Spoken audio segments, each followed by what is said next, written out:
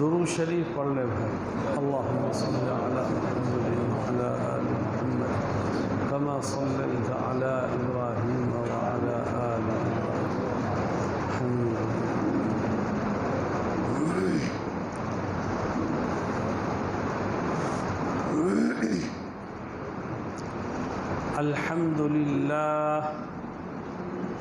الحمد لله نحمده ونستعينه ونستغفره ونؤمن به ونتوكل عليه ونعوذ بالله من شرور أنفسنا ومن سيئات أعمالنا من يهده الله فلا مضل له ومن يضلله فلا هادي له.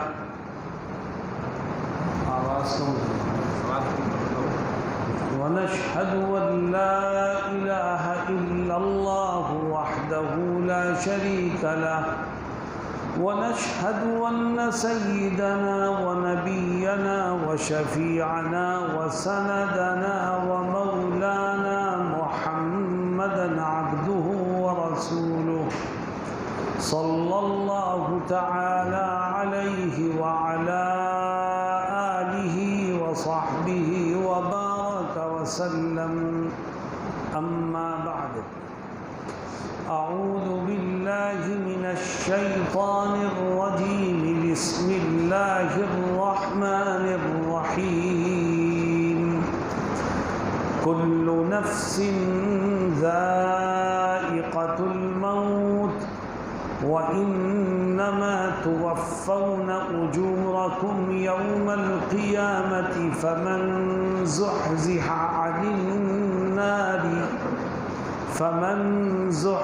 عن النار وأدخل الجنة فقد فاز وما الحياة الدنيا إلا متاع الغرور. صدق اللہ مولانا العظیم. حضرات علماء کرام، معزز ساتھیوں، دوستوں اور بھائیوں، آج ہم ایک دوسرے کو دیکھ رہے ہیں. میں بول رہا ہوں، آپ سن رہے ہیں، لیکن ہم میں سے کسی کو خبر نہیں کہ وہ کل صبح کا سورج دیکھ سکے گا یا نہیں دیکھ سکے گا. موت کا فرشتہ خدا کے حکم کے انتظار میں ہے، اور جب انسان کا آخری وقت آ جائے گا تو دنیا کی کوئی طاقت اس کو بچا نہیں سکے گی. میرے دوستو، ایک سفر ہے جو شروع ہونے والا ہے، کبھی بھی شروع ہو سکتا ہے. ہماری غفلت کا حال یہ ہے کہ ہم اگر 2 دن کے لیے سفر پر جاتے ہیں، 3 دن کے لیے جاتے ہیں، ہفتہ بھر کے لیے جاتے ہیں، تو ہم اس سفر کی تیاری کرتے ہیں. ایک سوٹ کیس لیتے ہیں، اس میں ضرورت کا سامان رکھتے ہیں اور وہ ہاتھ میں اٹھا کے چل دیتے ہیں. ہر سفر کے لیے تیاری کرتے ہیں، لیکن ایک ایسا سفر آنے والا ہے، شروع ہونے والا ہے، جو کبھی ختم ہی نہیں ہوگا. میں آپ سے پوچھتا ہوں کہ اس نہ ختم ہونے والے سفر کے لیے کون سی تیاری کر رکھی ہے؟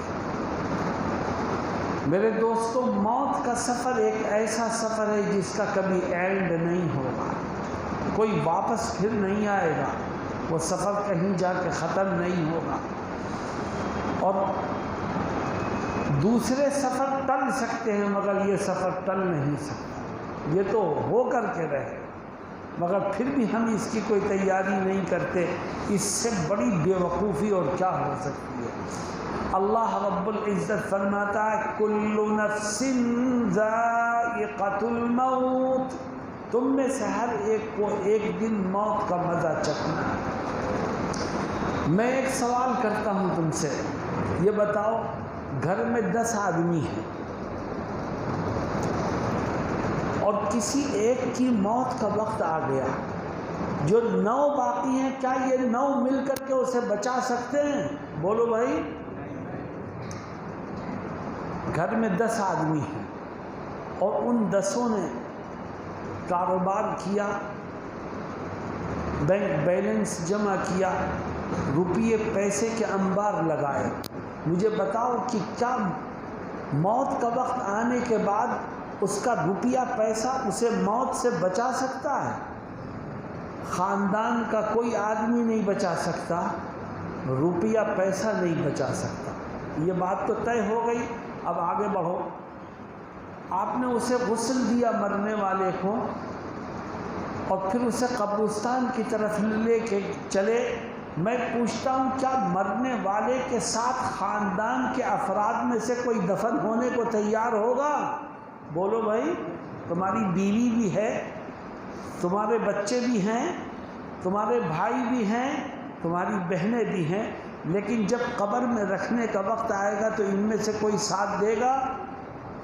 مرنے سے بھی کوئی بچا نہیں سکتا اور قبر میں دفن ہونے کے لیے ساتھ کوئی تیار نہیں ہے. قبر میں رکھنے کا جب وقت آئے گا تو جو پیسے جمع کیے ہیں کیا ان میں سے کوئی پیسہ تمہارے ساتھ جا سکتا ہے؟ جناب رسول اللہ صلی اللہ علیہ وسلم اسی بات کو دوسرے انداز سے فرماتے ہیں اور کیا کہتے ہیں؟ کہتے ہیں جب انسان مرتا ہے تو 3 چیزوں کو چھوڑتا ہے: اپنے رشتہ داروں کو، اپنا مال و دولت اور اپنے اعمال. کیا کرم کیے ہیں دنیا میں، اس کی پوٹلی بنی ہوئی ہے، ساری چیزیں جمع ہیں. انسان جب مرتا ہے تو 3 چیزوں کو چھوڑتا ہے. فرماتے ہیں ان میں سے کون سی چیز اس کے ساتھ قبر میں جائے گی؟ غور کرو. فرماتے ہیں جیسے ہی اس کو نہلا دھلا کر کفن میں لپیٹ کر اس کا جنازہ گھر سے باہر نکالا، مال و دولت نے تو یہیں ساتھ چھوڑ دیا. کیونکہ جنازے میں روپے پیسے کی گڈیاں نہیں جاتی، الماری کی چابیاں نہیں جاتی، بینک کے کاغذات نہیں جاتے. جیسے ہی تجھے نہلا دھلا کے باہر نکالا، مال و دولت نے یہیں ساتھ چھوڑ دیا. اب رشتہ دار ہیں اور اعمال ہیں. فرماتی یہ دونوں اب تیرے ساتھ چل رہے ہیں، تیرا عمل بھی چلے گا، تیرے رشتہ دار بھی چلے گا. فرماتے جیسے ہی تجھے قبر میں رکھنے کا وقت آئے گا تو یہ سارے رشتہ دار قبر کے کنارے تو کھڑے ہوں گے، مگر جب رکھنے کا وقت آئے گا تجھے تنہا رکھ کے اوپر آ جائیں گے. کوئی تیرا ساتھ دفن ہونے کو تیار نہیں. تیری بہت محبوبہ بیوی تھی، وہ بھی گھر میں بیٹھی ہے. تیرے وہ دوست ہیں جن کے ساتھ تیری صبح شام گزرتی تھی، وہ کنارے کھڑے ہوں گے، کوئی تیرے ساتھ دفن ہونے کو تیار نہیں. اللہ قرآن میں کیا کہتا ہے؟ اللہ کہتا ہے جو دوست ہیں، بیوی ہے، بچے ہیں، خاندان کے لوگ ہیں، انہوں نے تجھے قبر میں دفن کرتے وقت ہی نہیں چھوڑا. یاد رکھ جب میدان محشر میں پہنچنے کے بعد تیرے لیے یا ان میں سے کسی کے لیے جہنم کا فیصلہ ہوگا تو مجرم کیا کہے گا؟ کہے گا یود المجرم لو یفتدی من عذاب یومئذ ببنیہ وصاحبتہ وأخیہ وفصیلتہ التي تؤویہ ومن فی الارض جمیعا ثم ینجیہ کلا. جب مجرم کے لیے جہنم کا فیصلہ ہوگا تو وہ خدا سے کیا کہے گا؟ اب اسے اپنے رشتہ دار یاد آئیں گے. کہے گا اے خدا مجھے جہنم سے بچا لے اور میرے بدلے میں میرے بچوں کو جہنم میں جھونک دے. اے اللہ مجھے جہنم سے بچا لے، میرے بدلے میں میری بیوی کو جہنم میں ڈال دے. اے اللہ مجھے جہنم سے بچا لے، میرے بدلے میں میرے خاندان کے تمام افراد کو جہنم میں ڈال دے. اے اللہ مجھے بچا لے، میری برادری کے سارے لوگوں کو ڈال دے. اللہ کہے گا نہیں، کلا، گناہ تو نے کیا ہے تو آج سزا بھی تو ہی بھگتے گا. میرے دوستوں اور ساتھیوں، اسی طرح جب قبر میں دفن کرنے کا وقت آئے گا تو کوئی ساتھ نہیں دے، قبر بند ہو گئی، مجھ کو، آپ کو، ہم میں سے ہر ایک کو ایک دن قبر میں جانا ہے۔ رشتہ داروں نے قبر بند کر دی، مٹی ڈال دی، فرماتے مٹی ڈال کے جیسے ہی وہ تجھ سے الگ ہوں گے سمجھ لے رشتہ داروں نے تیرا ساتھ چھوڑ دیا، اب تو قبر میں بیٹھا ہے اور ان کے واپس جانے کی آوازوں کو سن رہا ہے، گھبرا رہا ہے کہ لو مجھے اکیلا چھوڑ دیا۔ فرماتے لَيَسْمَعُ قِرَاءَ نِعَالِهِمْ او کما قال صلی اللہ علیہ وسلم، وہ ان کے جوتوں کی آواز کو سنے گا، اور تنہا ہے، سب چلے گئے۔ جب سب چلے گئے، سب ساتھ چھوڑ گئے تو کیا ہوگا؟ اب تیرے ساتھ تو عمل ہے۔ فرماتے ہیں اگر مرنے والا نیک اور صالح ہے تو سب کے چلے جانے کے بعد اس کی قبر کا ایک کونا پھٹے گا۔ یہ دیکھو، یہ کوئی کہانی نہیں ہے، یہ وہ باتیں ہیں جو ہوں گی اور ہم سب اسے بھگتیں گے۔ فرماتے ہیں قبر کا ایک کونا پھٹے گا، اگر آدمی نیک ہے تو اس کونے میں سے ایک بہت حسین و جمیل انسان اس کی قبر میں داخل ہوگا، وہ مرنے والا اس کو دیکھے گا اور بڑا حیران ہوگا، میرے رشتہ دار تو میرا ساتھ چھوڑ کے چلے گئے، تو اجنبی آدمی میری قبر میں کہاں سے آ گیا؟ اور کہے گا تو اتنا خوبصورت ہے کہ میں نے آج تک تجھ جیسا حسین انسان نہیں دیکھا، تو کیسے میری قبر میں آ گیا؟ تو ہے کون؟ اگر انسان نیک ہے تو اس کی قبر میں آنے والا شخص نہایت خوبصورت ہوگا۔ جب انسان پوچھے گا تو ہے کون، تو وہ جواب دے گا انا عملک الصالح، کہے گا میں تیری نیکیاں ہوں جس کو خدا نے میری شکل میں بنا کر کے تیرے سامنے پیش کر دیا ہے، تیرے مال و دولت نے تیرا ساتھ چھوڑ دیا، تیرے رشتہ داروں نے تیرا ساتھ چھوڑ دیا، میں تیری نیکیاں ہوں، ہمیشہ تیرے ساتھ رہوں گا اور ہر مشکل میں تیری مدد کروں گا۔ جناب رسول اللہ صلی اللہ علیہ وسلم فرماتے ہیں اس کے برخلاف اگر مرنے والا گناہگار ہے، پہلے یہ سنا کہ نیک آدمی کی قبر میں جو شخص آئے گا وہ بہت خوبصورت ہوگا، حسین و جمیل ہوگا، اور کہے گا میں تیری نیکیاں ہوں جو اب میں تیرے ساتھ رہوں گا، پھر وہ اس کی قبر کو روشن کر دے گا، اندھیرا ختم، پھر وہ اس کی قبر کو تا حد نگاہ کشادہ کروا دے گا، اور اس کی قبر کو پھر خدا کی طرف سے جنت کے باغ میں تبدیل کر دیا جائے۔ اور میرے دوستو اگر مرنے والا گناہگار ہے تو اس کے رشتہ دار جب چلے جائیں گے وہ سنے گا کانوں سے ان کے جانے کی آواز کو، رشتہ دار چلے جائیں گے تو اس کی قبر کا بھی ایک کونا پھٹے گا، اور اس میں سے ایک شخص قبر میں داخل ہوگا جو نہایت بدصورت ہوگا، ڈراؤنی شکل کا ہوگا، وہ انسان تڑپ جائے گا، کہے گا کہ میرے رشتہ داروں نے میرا ساتھ چھوڑ دیا اور تو میری قبر میں آ گیا، تیری شکل اتنی ڈراؤنی ہے کہ میں نے آج تک اتنی خطرناک، خراب اور ڈراؤنی شکل نہیں دیکھی، تو ہے کون؟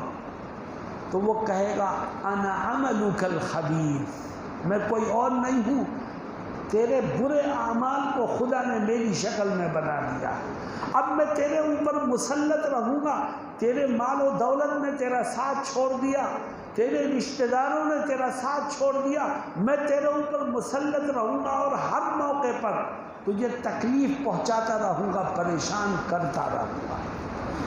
پھر جناب رسول اللہ صلی اللہ علیہ وسلم فرماتے ہیں اس کی قبر کو تنگ کر دیا جائے گا، کیسے؟ قبر کی دونوں دیواریں آہستہ آہستہ ملنے لگیں، ملتے ملتے ملتے اتنے قریب آ جائیں گی کہ مردے کی ایک طرف کی پسلیاں دوسری طرف کی پسلیوں میں اس طرح سے گھس جائیں گی۔ میرے دوستو بتاؤ اس وقت بھاگ کے جاؤ گے تو کہاں جاؤ؟ انسان کے ساتھ صرف اس کا عمل جائے گا، اور پھر اس گناہگار آدمی کے ساتھ ہوگا کیا؟ اس کی قبر اتنی تنگ ہو گئی، اور پھر وہ جو اس کا برا عمل اس کے ساتھ ہے وہ اس کی قبر کو جہنم کے گڑھے میں تبدیل کر دے گا، جہنم کے گڑھے میں تبدیل کر دے گا۔ ہر آدمی کو قبر میں جانا ہے۔ میں آپ سے ایک سوال کرتا ہوں، سوچ سمجھ کے جواب دینا، زور سے دینا۔ کیا آپ یہ چاہتے ہو کہ آپ کی قبر جنت کا باغ بن جائے؟ چاہتے ہو؟ کیا آپ یہ چاہتے ہو آپ کی قبر میں جو ساتھی آئے وہ بڑا حسین اور خوبصورت ہو؟ میرے دوستو، میں بھی یہی چاہتا ہوں، اور ہر ایمان والے کے دل کا یہی تقاضا ہوگا۔ اللہ ساری امت کی قبر کو جنت کے باغ میں تبدیل کرے، ساری امت کے لوگوں کو قبر میں بہترین ساتھی نصیب فرمائے۔ لیکن میرے دوستو، صرف زبانی جمع خرچ سے کچھ نہیں ہوتا۔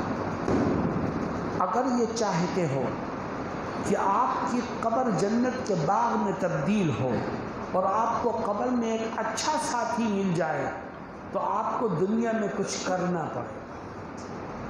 کیوں بھائی؟ کرنے کو تیار ہو؟ میرے دوستو، بہت لمبی بات نہیں، میں صرف پوائنٹ کی بات کروں گا۔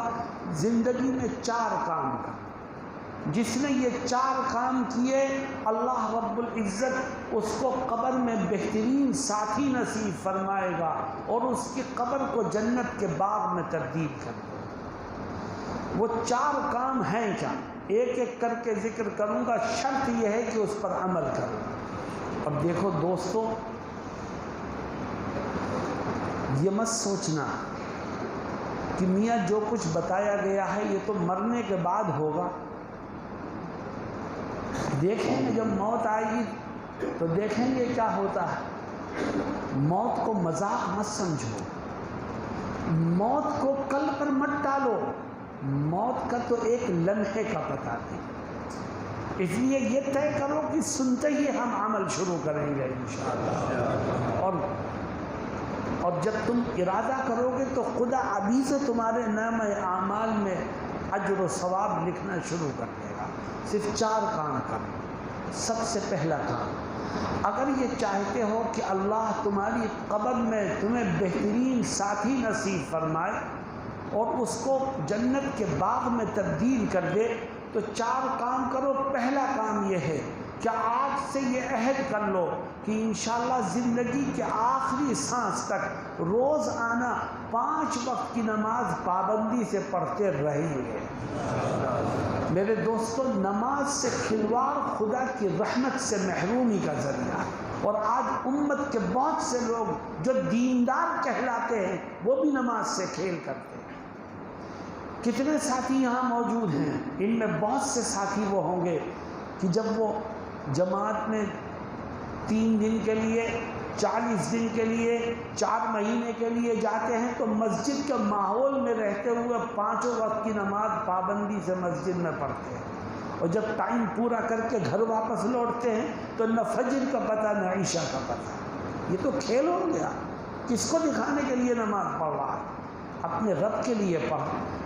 جب تو سفر میں تھا تب بھی خدا تیرا رب تھا، جب تو گھر آ گیا تب بھی وہ تیرا رب ہے۔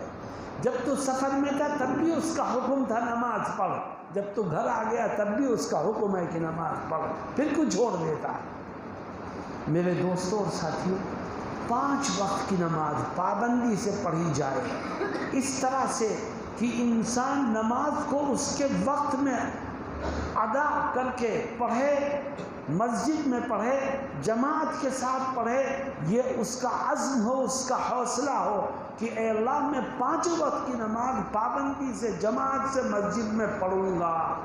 یہ تو نے ارادہ کر لیا، پھر اس ارادے اور کوشش کے بعد کبھی کوئی نماز چھوٹ گئی، کبھی دیر ہو گئی، کبھی آنکھ کھلنے میں تاخیر ہو گئی، تو یاد رکھ تو رب سے توبہ کرے گا، وہ بڑا معاف کرنے والا ہے، تیری توبہ کو قبول فرما لے گا۔ مگر تیرا ارادہ ہی نہیں ہے پڑھنے کا، موقع ملا تو پڑھ لوں گا، نہیں ملا تو کوئی مسئلہ نہیں، تو ایسی نمازوں کی خدا کو ضرورت نہیں۔ اور دوستو، ہماری نماز ہی کیا ہے؟ ہم نماز نہیں پڑھتے، ہم کھیل کرتے ہیں۔ ابھی ہم نے عشاء کی نماز پڑھی ہے، اگر میں پوچھوں نماز پڑھنے والے ساتھیوں سے کہ یہ بتاؤ پہلی رکعت میں امام صاحب نے کون سا رکوع پڑھا اور دوسری رکعت میں کون سا، تو میں یقین سے کہتا ہوں کہ 95% لوگ نہیں بتا سکتے۔ آج عشاء میں تو انہوں نے وہ رکوع پڑھے ہیں جو عام طور پر نہیں پڑھے جاتے، بہت سے لوگوں کو معلوم نہیں، لیکن سورہ فاتحہ کے بعد اگر عما یتساءلون 30ویں پارے کی صورتیں پڑھتا ہے امام، تو ہمیں وہ بھی یاد نہیں رہتی کہ پہلی صورت میں کیا پڑھی، پہلی رکعت میں کیا پڑھی اور دوسری رکعت میں کیا پڑھی۔ یہ نماز ہے یا کھیل ہے؟ نماز میں جب اللہ اکبر کہتے ہو تو کیا مطلب ہے؟ دیکھو ایک جملہ ہے اللہ اکبر کا کہ سب سے بڑا خدا ہے، تو ہاتھ نیچے کر کے بھی کہہ سکتے ہو اللہ اکبر، لیکن کہا گیا کہ نہیں، جب اللہ اکبر کہو تو ہاتھ کانوں تک اٹھاؤ۔ اس کا کیا مطلب ہے؟ سمجھ لو اس کا مطلب۔ اس کا مطلب یہ کہ تم زبان سے کہو اللہ اکبر کہ خدا سب سے بڑا ہے، اور پھر ہاتھ بھی اٹھاؤ کانوں تک، گویا ہاتھ سے تم اشارہ کر دو کہ میں نے ساری دنیا کو پیچھے ڈال دیا، اب میرے سامنے سب سے بڑی ذات ہے تو اللہ کی ذات ہے۔ تم ہاتھ کو کانوں تک اٹھاتے ہو مگر دنیا کو پیچھے نہیں ڈالتے۔ اللہ ہمارے ظاہر سے بھی واقف، اللہ ہمارے باطن سے بھی واقف۔ میرے دوستوں اور ساتھیوں، جب نماز پڑھنا شروع کرو تو پوری توجہ ہو کہ امام کیا پڑھ رہا ہے، ہمارا ذہن اور دماغ اللہ کی طرف ہو، امام کی طرف ہو، اور امام صاحب جو قرات کر رہے ہیں اس کی طرف پوری توجہ ہو، تو نماز ہماری قبولیت کے درجے کو پہنچے۔ ورنہ تو نماز میں ایک تاجر عصر کی نماز میں مسجد میں پہنچا، دیکھو نماز ہماری نمازیں کیسی ہوتی ہیں۔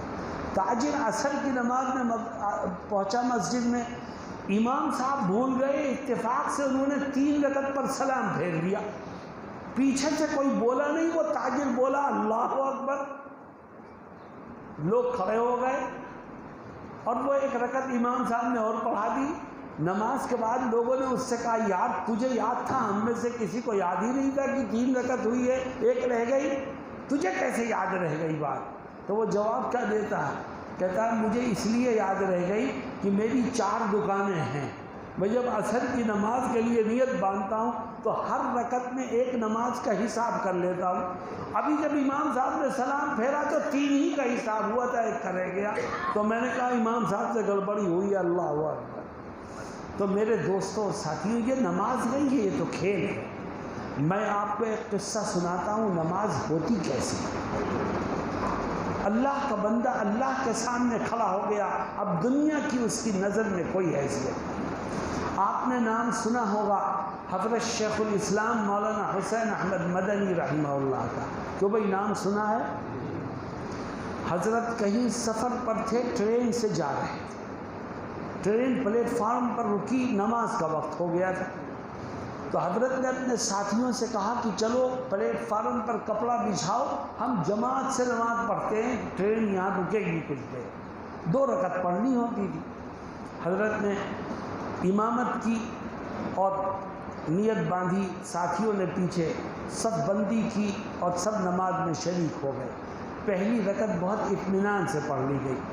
جب دوسری رکعت کے لیے کھڑے ہوئے تو گاڑی نے سیٹی دی اور اپنی جگہ سے ہلی، تو جو پیچھے لوگ نیت باندھے کھڑے تھے ان میں سے اکثر بھاگے اور ڈبے میں بیٹھ گئے، مگر حضرت کھڑے رہے اطمینان سے، اور گاڑی تھوڑا ہلی اور پھر جہاں تھی وہیں آ کے کھڑی ہو گئی۔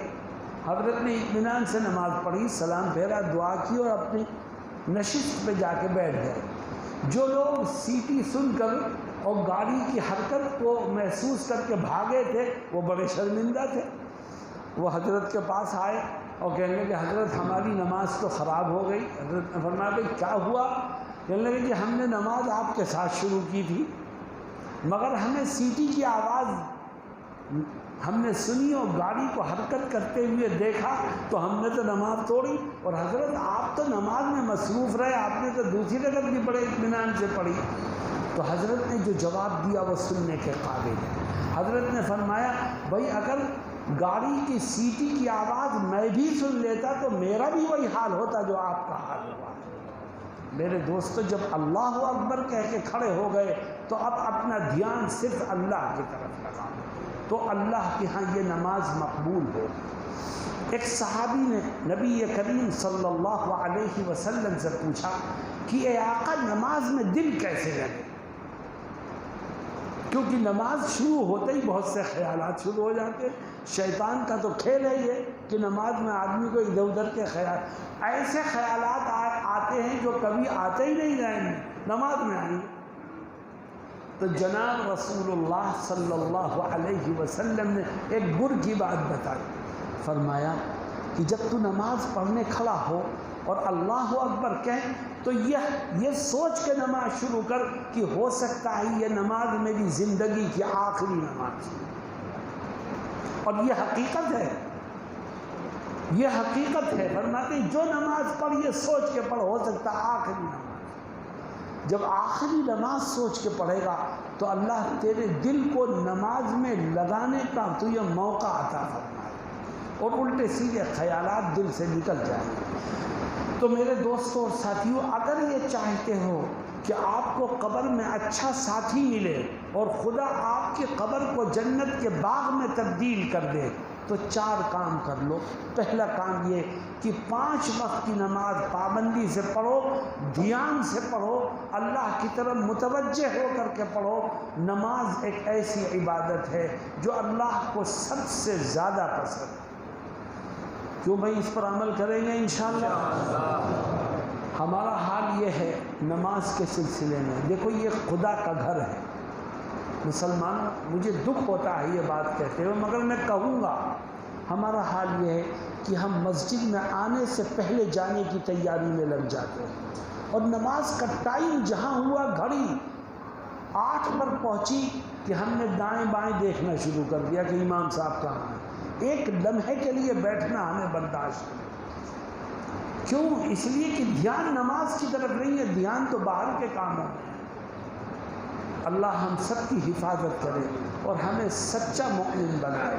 میرے دوستو دوسرا کام، اگر یہ چاہتے ہو کہ خدا تمہیں قبر میں اچھا ساتھی نصیب فرمائے اور تمہاری قبر کو جنت کے باغ میں تبدیل کر دے تو ایک دوسرا کام کرو، اور وہ دوسرا کام یہ ہے کہ آج سے یہ طے کر لو کہ انشاءاللہ زندگی کے آخری سانس تک ہمیشہ میں اپنی زبان کو قابو اور کنٹرول میں رکھوں گا۔ تیری زبان تیرے قابو میں ہوگی تو اللہ تجھے بہت سے گناہوں سے بچنے کی توفیق عطا فرمائے۔ جھوٹ زبان سے بولا جاتا ہے، غیبت زبان سے کی جاتی ہے، وعدہ خلافی زبان سے کی جاتی ہے، گالم گلوچ زبان سے کی جاتی ہے۔ بہت سے گناہ ہیں جو صرف زبان سے ہوتے ہیں۔ اگر تو اپنی قبر کو جنت کے باغ میں تبدیل کرنا چاہتا ہے تو اپنی زبان کو قابو اور کنٹرول میں رکھ، ہمیشہ زبان کے گناہوں سے اپنے آپ کو بچا، خدا تیری قبر کو جنت کے باغ میں تبدیل فرمائے۔ میرے دوستو ہم زبان کے گناہ کو بہت معمولی گناہ سمجھتے ہیں، یہ ہماری بھول ہے۔ میں ایک حدیث شریف سناتا ہوں آپ کو۔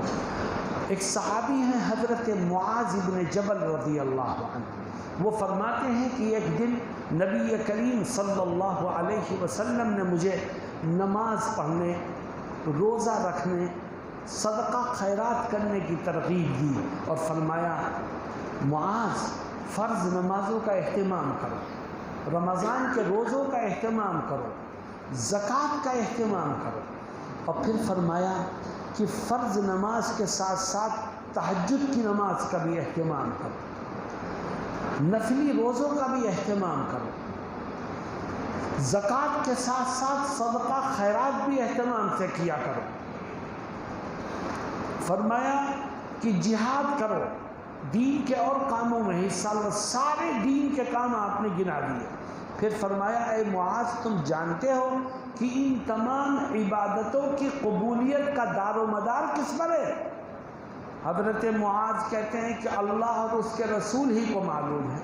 آپ فرماتے ہیں کہ اے معاذ اگر یہ چاہتے ہو کہ خدا تمہاری نمازوں کو قبول کرے، روزوں کو قبول کرے، زکوٰۃ کو قبول کرے، صدقات و خیرات کو قبول کرے، تہجد کو قبول کرے، جہاد کو قبول کرے، تو اس کی ایک ہی شکل ہے، اور وہ یہ ہے کہ ہمیشہ اپنی زبان کو قابو اور کنٹرول میں رکھنا۔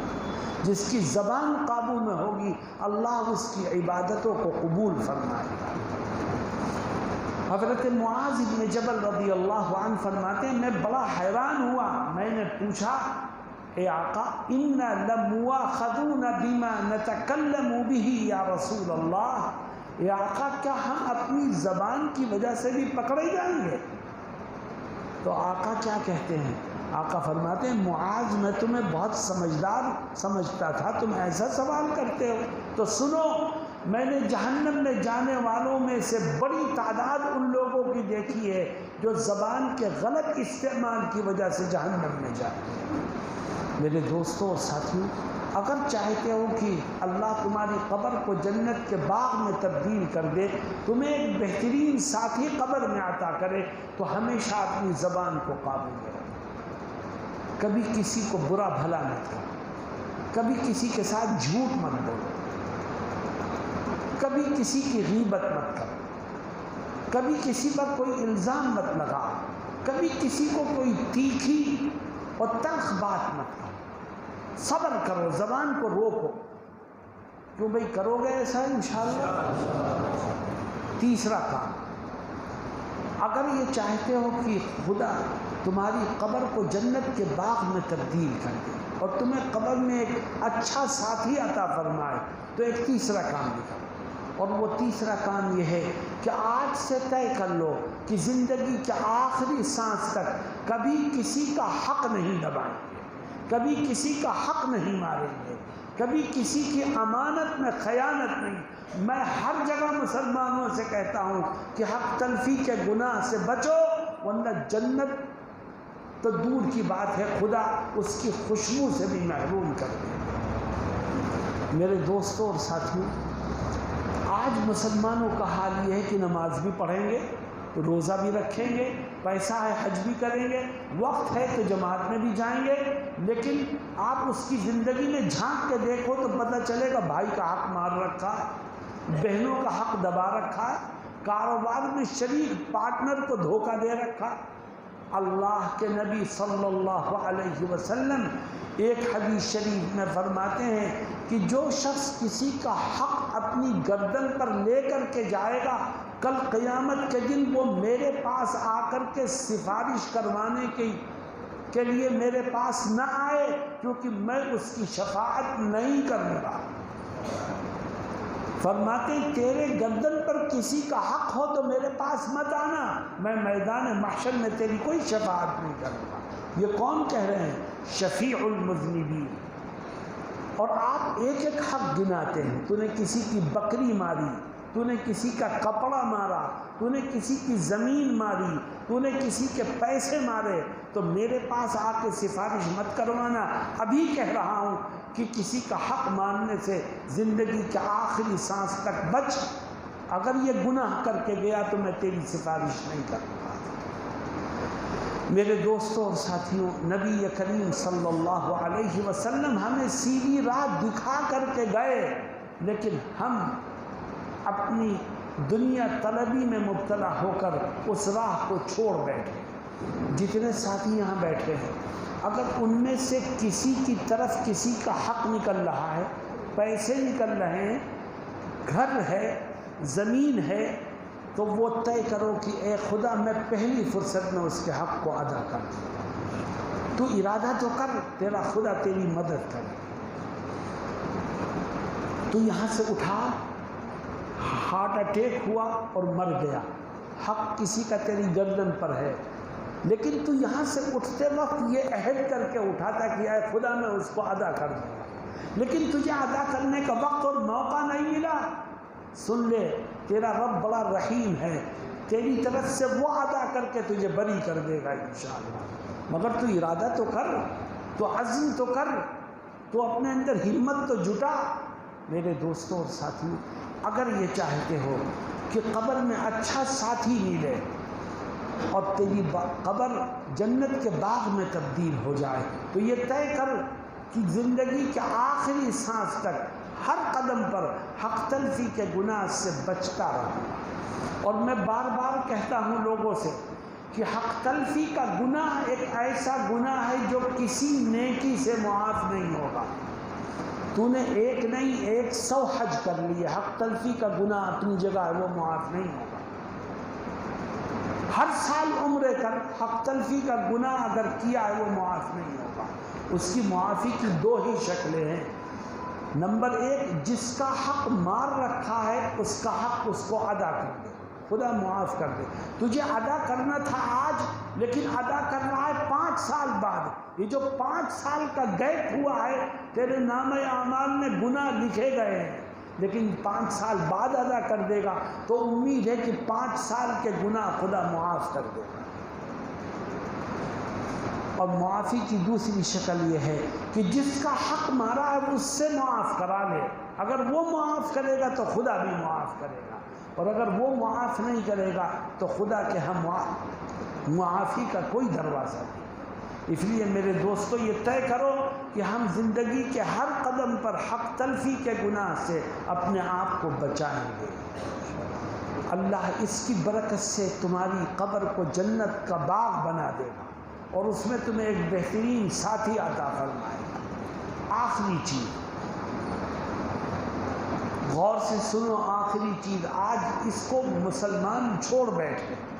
اگر یہ چاہتے ہو کہ خدا تمہیں قبر میں بہترین ساتھی عطا فرمائے اور اس کو جنت کے باغ میں تبدیل کر دے، تو ایک چوتھا کام کرو، اور وہ چوتھا کام یہ ہے کہ یہ عہد کر لو کہ زندگی کے آخری سانس تک اٹھتے بیٹھتے، چلتے پھرتے، کھاتے پیتے، ہر قدم پر میں اپنے آقا حضرت محمد مصطفیٰ صلی اللہ علیہ وسلم کی سنتوں پر عمل کرتا رہوں گا۔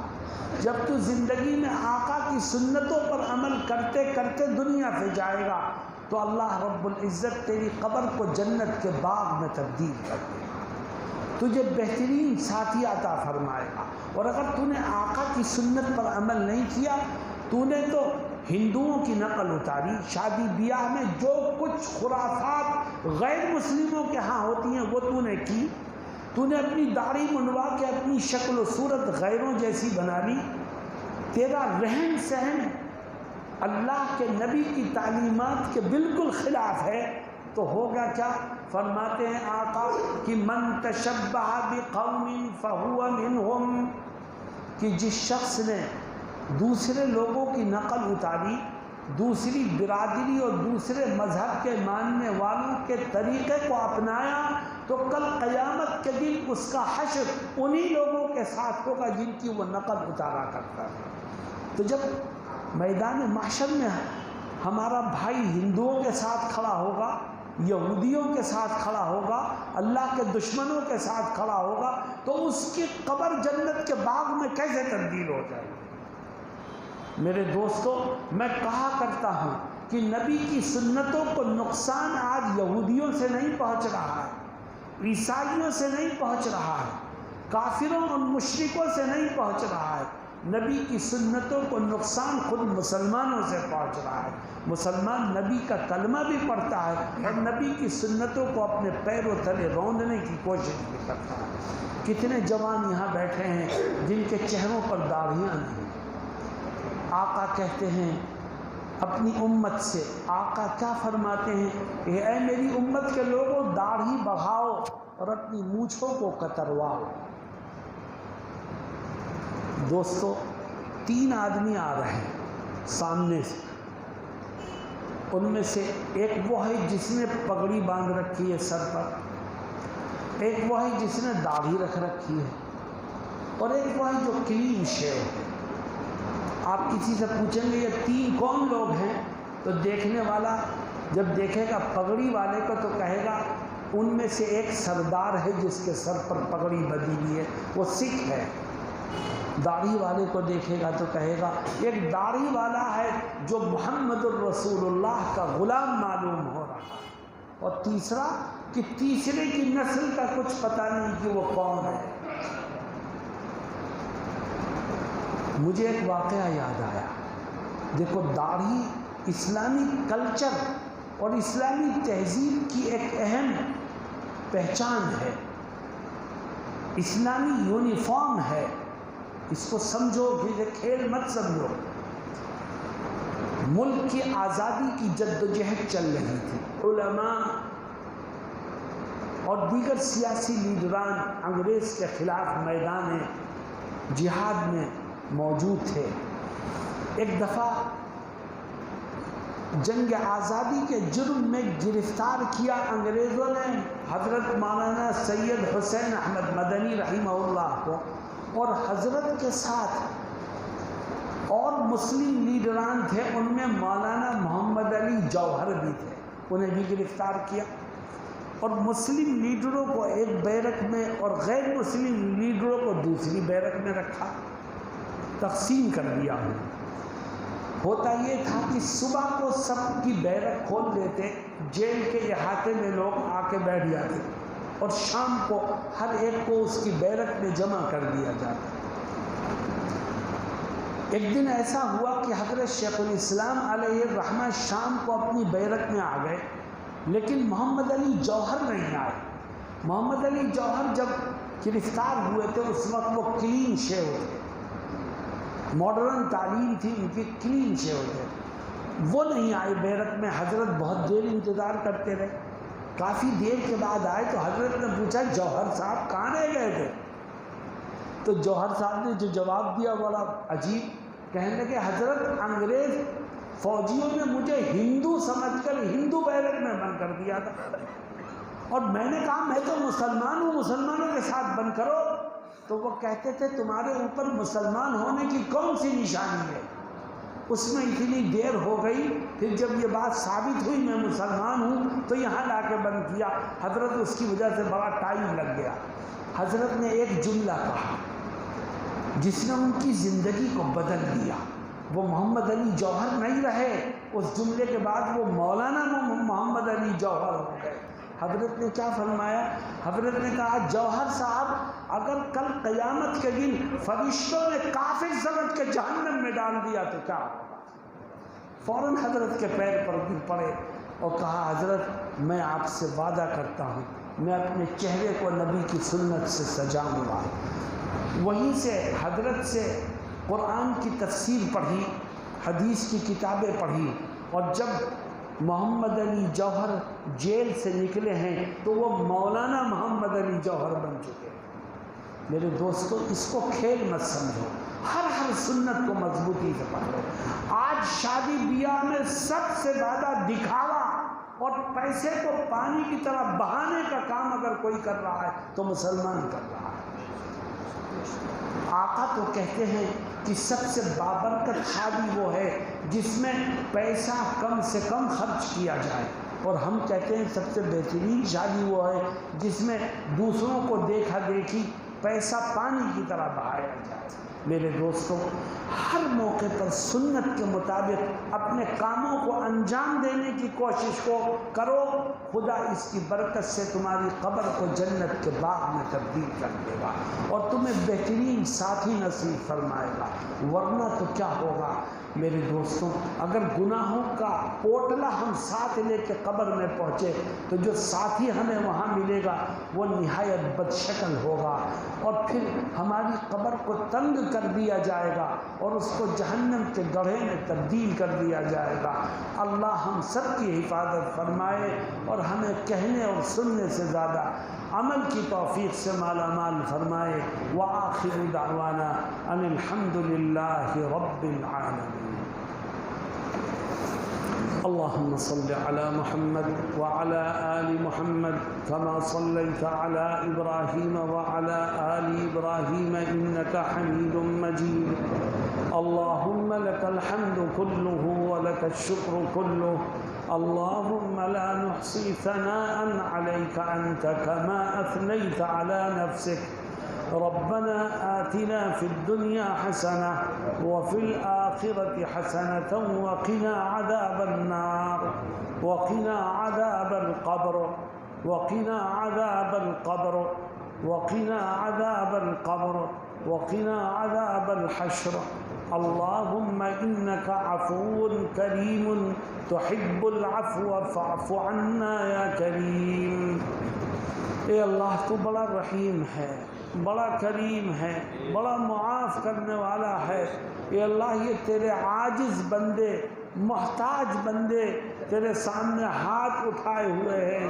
اے اللہ ہم تجھ سے رحم کی بھیک مانگتے ہیں، کرم کی بھیک مانگتے ہیں، عفو و درگزر کی بھیک مانگتے ہیں۔ اے اللہ ہم دل کی گہرائیوں سے توبہ کرتے ہیں، اپنے گناہوں پر ندامت کا اظہار کرتے ہیں۔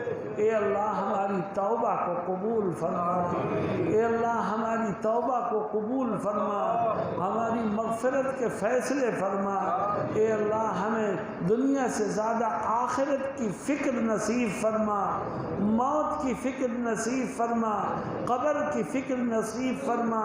اے اللہ کوئی ساتھ دینے والا نہیں ہوگا، اے اللہ نہ گھر والے ساتھ دیں گے، نہ رشتہ دار ساتھ دیں گے، نہ روپیہ پیسہ ساتھ دے گا، قبر میں تو ہمارے ساتھ صرف ہمارے اعمال ہی جائیں گے۔ اے اللہ ہمیں اچھے اعمال کی توفیق عطا فرما، اے اللہ ہمیں قبر میں اچھا ساتھی نصیب فرما، اے اللہ ہماری قبر کو جنت کے باغ میں تبدیل فرما، اے اللہ برے اعمال سے ہماری حفاظت فرما، اے اللہ قبر میں برے ساتھی سے ہماری حفاظت فرما، اے اللہ قبر کی تنگی سے ہماری حفاظت فرما، قبر کے اندھیرے سے ہماری حفاظت فرما۔ اے اللہ قبر کو جہنم کا گڑھا بننے سے ہم سب کی حفاظت فرما۔ اے اللہ ہمیں 5 وقتہ نماز کا پکا سچا عادی بنا دے۔ اے اللہ ہمیں دل لگا کر کے نماز پڑھنے کی توفیق عطا فرما، نماز میں ہمیں پورے طور پر دھیان اپنی طرف کر لینے کی توفیق عطا فرما۔ اے اللہ ہمیں زبان کو قابو میں رکھنے کی توفیق عطا فرما۔ اے اللہ یہ زبان ہے جس سے اچھائیاں بھی حاصل کی جا سکتی ہیں اور یہ گناہوں کا ذریعہ بھی بن سکتی ہے۔ اے اللہ ہماری زبانوں کو ہمارے لیے نیکیوں کا ذریعہ بنا دے، اعمال صالحہ کا ذریعہ بنا دے، خیر کا ذریعہ بنا دے۔ اے اللہ ہمیں گناہوں کی، اے اللہ زبان کے گناہوں سے بچنے میں تو ہماری مدد فرما، ہماری نصرت فرما، ہماری اعانت فرما۔ اے اللہ ہمیں دوسروں کے حقوق کو ادا کرنے کی توفیق عطا فرما، حق تلفی کی نفرت ہمارے دلوں میں بٹھا دے، حق تلفی کے گناہ سے بچنا ہمارے لیے آسان فرما دے۔ اے اللہ نبی کریم علیہ السلام کی سنتوں پر عمل پیرا ہونے کی ہمیں توفیق عطا فرما دے۔ اے اللہ ہمیں اپنے نبی سے سچی محبت نصیب فرما دے، ان کی سچی اتباع نصیب فرما دے، ان کی سچی پیروی کی توفیق ہمیں مالا مال فرما دے۔ اے اللہ یہ چند روزہ زندگی ہے، پتہ نہیں کب کس کا وقت آ جائے۔ اے اللہ موت سے پہلے پہلے ہمیں ان چاروں کاموں پر عمل پیرا ہونے کی توفیق عطا فرما دے۔